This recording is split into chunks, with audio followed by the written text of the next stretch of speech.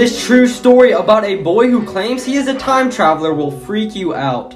This is Noah, and he has claimed he has traveled back from the year 2030. But the real crazy thing about this is, it's not just that he told the future, but as he made all of his claims, he passed the lie detective test, not failing once. He claims he has risked his whole life to tell the people in the present what is going to happen in the future. One of the first things Noah stated was that Donald Trump will be re-elected in 2020. Also, Noah has made all of his claims in 2018 and has not been seen since. All that he is saying about the future seems fake, but his claims are adding up. Noah says that humans will make it to Mars by the year 2028. And SpaceX is actually sending their first ship to Mars in 2022. He then says by the year of 2028, we will have concrete evidence of aliens, and time travel will be released to the public. And very soon, the government is actually releasing a document about a UFO project. He then states that we will have implant chips put into our bodies that will benefit you. And Elon Musk is actually working on this right now. But it gets far too creepy when he meets himself of the present day. Come back for part 2.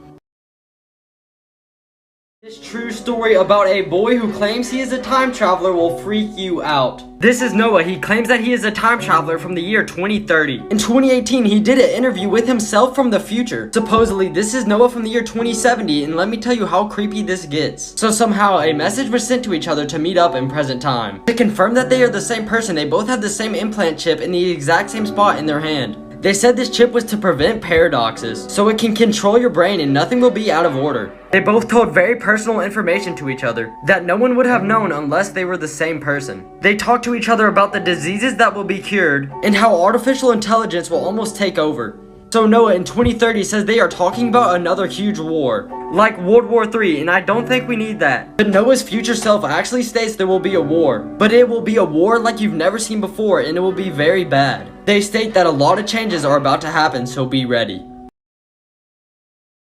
This is a teddy bear that is so dangerous it has to be locked up. This bear is located in England in Bolsover Castle, which was originally built in the 12th century. And one of the strangest things about this place is that inside of it, there was a bear named Mr. Ted that is said to be extremely cursed and haunted by something evil. Now, staff are so afraid of him, which is why he is locked in a glass case surrounded by chains, which is so weird to see because you'd never think someone would be like threatened by a teddy bear. Apparently, this bear is known to cause headaches and nausea to anyone that is standing near it. There are also numerous occasions where people have heard this bear growling at them. There was this one time a news crew was allowed to go to the castle to see this bear, and at 3 a.m. during the witching hour, all the cameras turned off, and the producer got so sick that he was taken to the hospital. So this bear does not play around. So when I was a sophomore in high school, I had this teacher who would only let the students in her class use the restroom one time per semester.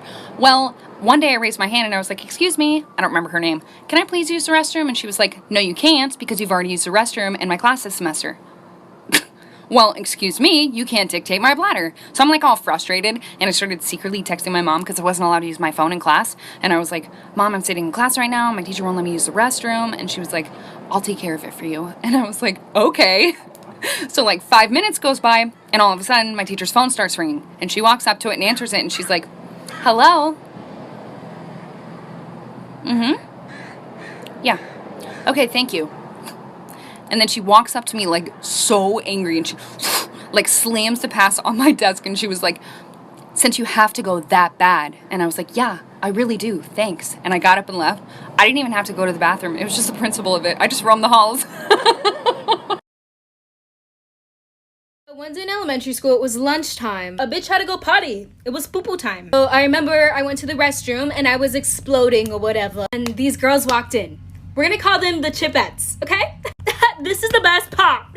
So the Chipettes start yelling in the bathroom. Is someone here? Can someone hear me? Like, I didn't say anything. I was literally taking a shit. Like, what? These girls, deadass, start laughing. They turn off the lights in the bathroom. They turn on all the sinks, whatever. And they start saying like Bloody Mary or some shit. And then the Chipettes run out of the bathroom and shut the door. So here I am getting casted on. I remember seeing a shadow. I fell on my ass. And I start screaming and crying. It wasn't good. So someone called the janitor. Janitor walks in to check up on me. It's a guy. This boy lied about his age just to date me. Story time. So back when my cute self was a senior in high school, there was this new girl that came to our school. Long story short, me and her ended up becoming super close. I went to her house, spent the night, her family loved me. I mean, why wouldn't they? Anyways, she had a brother. We're gonna call him Binky. Me and Binky got pretty close. Now, I want you guys to keep in mind, Binky didn't go to my school because their parents were divorced. So the sister who I was friends with lived with her mom, and Binky lived with his dad who lived in another city. But sometimes Binky would go to his mom's house, which is how I met him. Now that we got that out of the way, as me and Binky were getting closer, one day he asked me, "Hey, how old are you?" And I was like, "Oh, I just turned 17. How about you?" He told me, "Oh, I'm 17 too, but my 18th birthday is coming up." After a while, me and him eventually started dating. Then one day, I ran into his cousin who happened to go to my school. The rest of this story is crazy. This boy lied about his age just to date me. Story time. So I ran into his cousin who just so happened to go to the same school as me. What a small world. Anyways, we start having a conversation and she asked me, "Oh my God, are you dating Binky?" And I was like, "Oh, how do you know that?" Because at the time, I didn't know that she was his cousin. And he didn't go to the same school as me. So I didn't know how she would have known that. And then she tells me, "Oh, that's my cousin." As we're talking, she says, "Oh, are you gonna go to his birthday party?" And I'm like, no, he actually didn't tell me he was having a birthday party. Weird. And she's like, "Yeah, that's really weird because it's like coming up next week." And I'm just sitting here like, well, maybe he'll tell me. He probably just had a lot on his mind. And then she says, "I can't believe he's gonna be 16 already. Time flies. We're gonna throw him a sweet 16 party." After she says that, I just look at her like, you mean 18, right? Like, you said 16. I think you meant 18. Sorry, there has to be a part 3. This boy lied about his age just to date me. Story time. Part 3. So his cousin starts talking about "I can't believe he's gonna be 16. And I look at her thinking I'm tripping. Like, you said 18, right? Like, you didn't mean 16, you meant 18. And then she's like, "No, I meant 16. So that's when I found out he's actually 16, or about to be 16. So I was 17 dating a 15-year-old. And I know a lot of you were like, "Oh my God, it's not really that much of an age gap." Listen, the fact that he lied about it is bad enough for me. Secondly, I would have been 18 and he still would have been 16, turning 17. But that's a little weird for me and I didn't want to catch a case. That's why I wasn't looking for a younger boy. After I find out this new information, of course I tell my best friends. And they start hyping me up, "Break up with him," which is what I did. I sent him this huge paragraph. I kind of went off. Of course, he replied to my paragraph saying, "I'm sorry, I don't want to lose you, blah, blah, blah." I basically told him, "Sorry, I don't want to be with Liar." I blocked him and haven't seen him. One time I had to babysit one of my neighbor's kids overnight. We're gonna call the kid Benny. The parents didn't really tell me anything when they left me alone with Benny, but they left me a note and they were like, "You can only open it in emergencies." So at this point, I'm alone with Benny. It's like 11 p.m. and I told Benny, I was like, "Dude, you should like get to bed. It's late." Then Benny starts getting really red and he's like, "No, we don't want to sleep alone. Sleep with us, please." I didn't know why Benny said us, but I was like, whatever, okay, like, yeah, I'll sleep in your room, like, it's fine. So fast forward a couple hours, it's like 3 a.m. at this point. This is the best part. Benny starts talking in his sleep and he's like, "Take her instead. You're not my friend anymore. I am not yours." And I try waking him up and I look at him and his eyes are wide open as he says this stuff. I was freaking out, so I went to go open the note that his parents said was only for emergencies. It just gets better. The note said, "We're sorry for not telling you. Run him a cold bath. Call 911 in case anything happens." What the Story time of the most dirtiest college roommate ever. By the way, we're calling her Jessie. So I moved in before Jessie and I get settled and decorate. The next day, she comes and throws her bag on the bed, then leaves. I thought it was weird because she didn't even say anything to me. Couple hours later, she comes back and I'm like, hello? And she's like, "My bad," and comes give me a hug. She smelled very bad. She starts unpacking all of her clothes and blankets, but they smelled like mildew. Anyways, a week later, there's this party going on for freshmen, and she goes, but I stay in because I had a migraine. I told her that when she comes back, can she keep the light off? Now it's 2 a.m., and she comes back in very loud, uses the bathroom, then goes to sleep. And now I'm up, so I got up to use the bathroom too. When I sit down on the toilet, I feel something very squishy. It was dark because, like I said, I had a migraine. I get up, turn the light on, and I was sitting in her shit.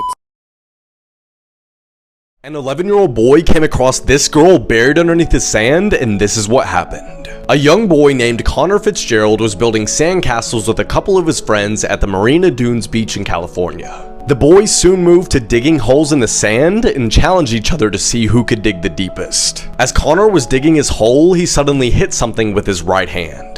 He dug deeper and realized that it was a bag. He dug around the bag, grabbed it, pulled it out, and was shocked when he realized that the bag was still attached to its owner. Connor then dug back more sand to find a little girl buried underneath. He called out for help, but there were no adults around, so he single-handedly pulled her out of the sand. The little girl was completely limp and wasn't breathing. Connor then thought back to an episode of NCIS where he saw a character perform CPR. As he started the procedure, a young couple walking down the beach started sprinting toward them. An 11-year-old boy came across this girl buried underneath the sand, and this is what happened. Part 2. The people running toward them were the girl's parents. They were confused why a little boy was administering CPR to their daughter Alyssa, but they let him continue while they called the paramedics. It seemed as if Alyssa was breathing again, but only the paramedics could determine whether Connor performed the procedure correctly. When the ambulance arrived, they rushed her to the hospital and said that a sand cave had collapsed on her, and that if Connor hadn't performed CPR, she would have suffocated. Eventually, she made a complete recovery, and Connor was given a National Youth Hero Award for his brave actions. Story time. My parents found out that I was dating a white boy. So a little background information. My parents are super strict, especially my dad. And on top of that, my dad thought that races should not mix. One of his sayings was, "You don't see a blue jay fucking a pigeon." AKA, white people and black people should not be together. Sounds fucking stupid. Yeah, I know. Anyways, like I was saying, it was my freshman year of high school and I had been dating this boy for 2 months. And of course he was white. And we had to keep it super low-key because if any of my friends found out about it, they would have fucking told my dad. Now when I look back at it, those weren't good friends at all. Anyways, every Friday, my boyfriend and I would go to the movies. And we would go to this theater that was 45 minutes away because nobody that I knew would be there. The only person that knew that I was dating a white boy was my sister. Well, the one day after the movies, I couldn't get a ride home, so I had to get a ride home with him and his family. And as soon as I pulled up, my parents were waiting outside, like for part 2.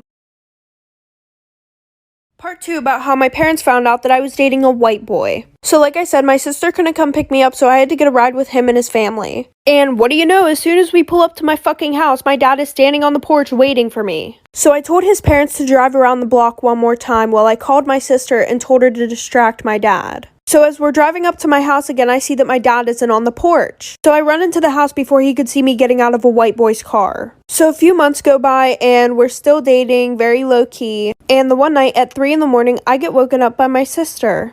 And she says, "You better delete any pictures that you have of you and you know who off your phone. And you better come up with the story right now. Because one of your friends took pictures of you walking with him in the hallways and kissing him behind the stairwell at school." So after I deleted everything off my phone, a few seconds later, my dad came into my room screaming his head off. He was so mad. I ended up getting my ass beat, and I also got grounded from my phone for 4 months. But after that, my mom ended up leaving my dad, and then him and I got back together. One day, I went to my friend's birthday party. We're gonna call her Jazzy. Well, I'm at the party, and then Jazzy's dad pulls me aside, and he's like, "Can we talk in private?" I was like, "Yeah, of course," because I thought it was gonna be like a gift for Jazzy. So long story short, he pulls me aside, and it gets so motherfucking weird. Like homeboy starts holding my hand, and he's like, "I always thought you were one of Jazzy's most beautiful friends. Age is just a number. I don't really like my wife." And I was like, that's disgusting. So I got to the point where I got really uncomfortable. I ran away and I went to go tell Jazzy's mom what her husband was telling me. So I go tell her, right? This is the best part. So I go to tell Jazzy's mom and she's like, "Thank you for telling me. I'm gonna take care of it. Here's this water, drink it. Like, you're probably so overwhelmed right now." So I remember I drank the water and I felt dizzy and tingly. Next thing I know, I'm in the hospital because Jazzy's mom put poison in my... Shocking true story about a man that wrestled a shark to retrieve his nephew's arm. In 2001, an 8-year-old boy named Jesse had his arm bitten off by a shark. His uncle carried him out of the water and gave him heart massages until paramedics showed up. His uncle then jumped back into the water and wrestled the shark until he got him on land. He pried the shark's mouth open and got his nephew's arm out. They put the arm on ice and took it to the hospital. Luckily, they got it there in time and they were able to reattach his arm.